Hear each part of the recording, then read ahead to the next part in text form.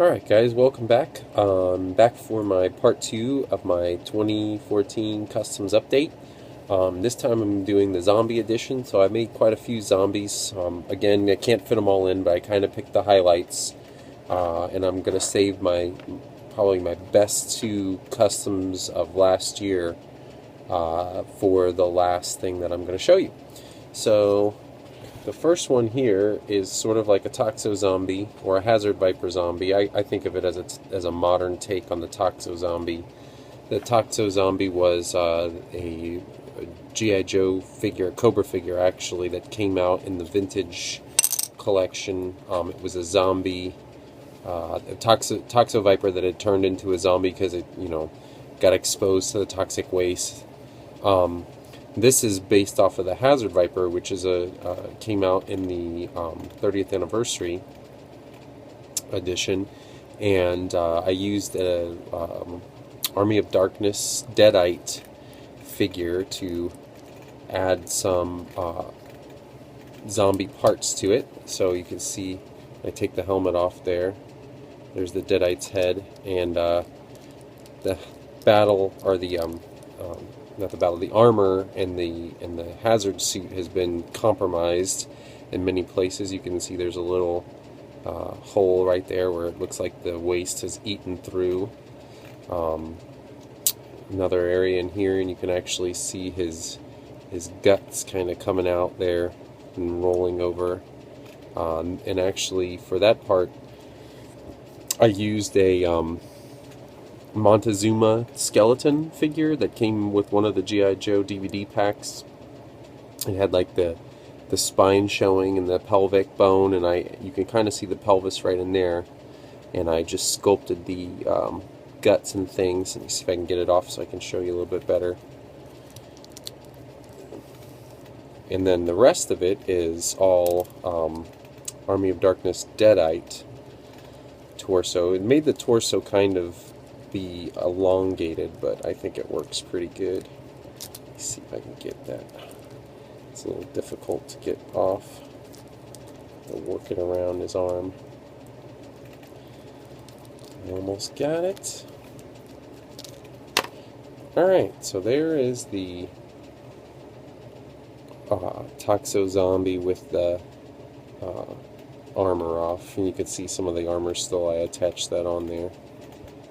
Pretty gruesome. I like all the neon kind of colors that are in there, the green and the pinks. Alright, so that's him. The next one is actually another Toxo zombie. This one is actually one that is more based off of the vintage figure. If you see the vintage figure, it looks very similar to this. And I just modernized it. You've got the helmet with the hole right there, and you can see the zombie face through the hole. This is all sculpted. I hand sculpted all this. The torso armor here and here is sculpted. Down here, the rest of that is just various figures combined together. That there's no sculpt down there. The shoulder armor here and here is sculpted, and then here's the back, and you can see that there's been a tear in his breathing apparatus that goes back here, and there's something oozing out. It looks like kind of like mutated something or other coming out of that. I added that on. That's not on the vintage figure. It's not a super accurate representation of the vintage figure, but it's pretty cool. I made the colors a little bit darker. I mean, the Toxo zombie is almost more of a pinkish purple neon color, and I don't have too many neon colors in my paints, so I kind of had to work with that. But I really am happy with the way he came out. Pretty cool. The next one is another sort of hazmat type of viper, zombie viper, sort of like a sludge viper.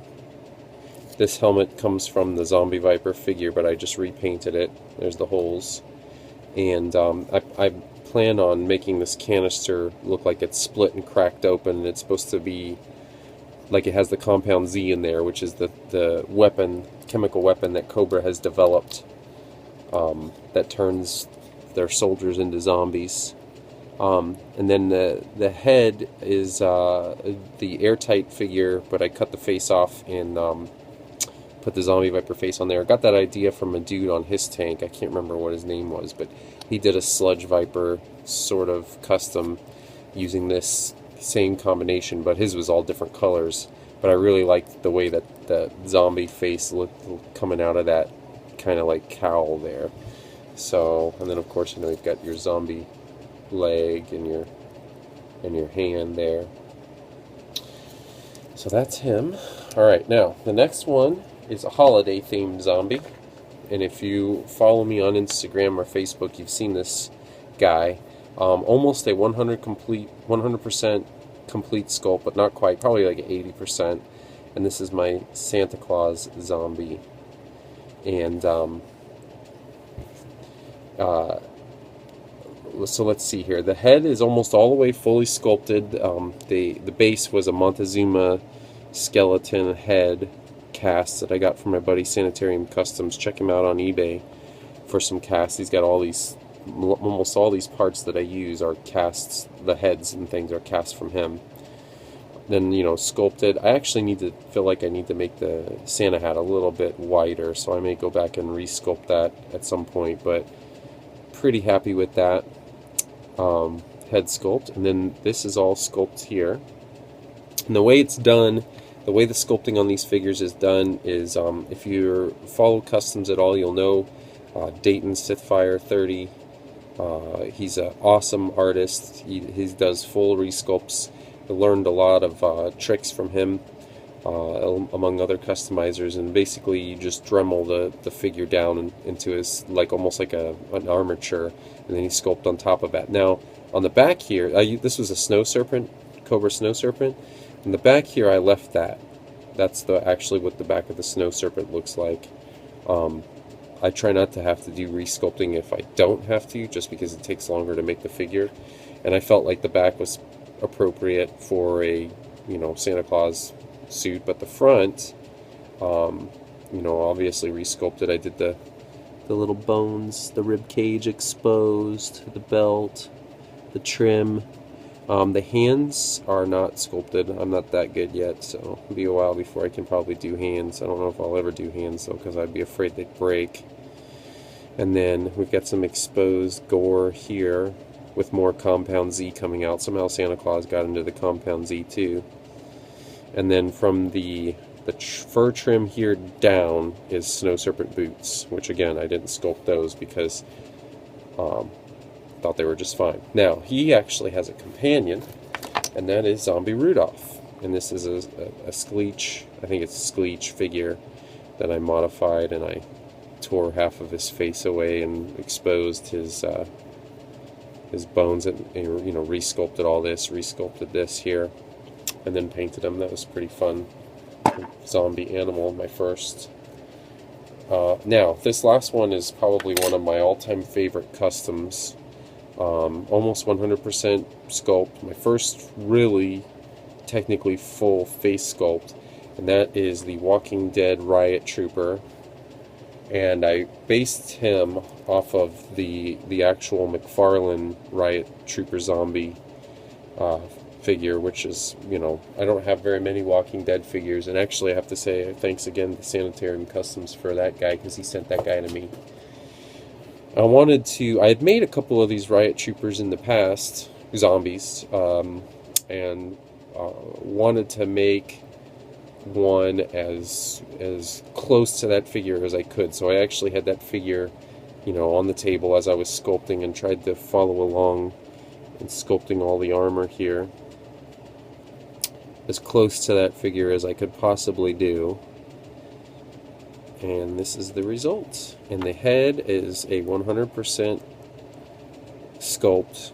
I sculpted over, I think it was another Montezuma skull, but the skull is no longer exposed, except for maybe in the back there. But even there, actually no, I did sculpt over that, because you could see there's like little gouges in the flesh where I added wounds to him. So yeah, full resculpt. The eyes, I actually did the eyes, everything there. And I have to say, probably one of my all-time favorite figures that I've made, and probably will be for a long time, just because I was really super happy with the result of my sculpt work there.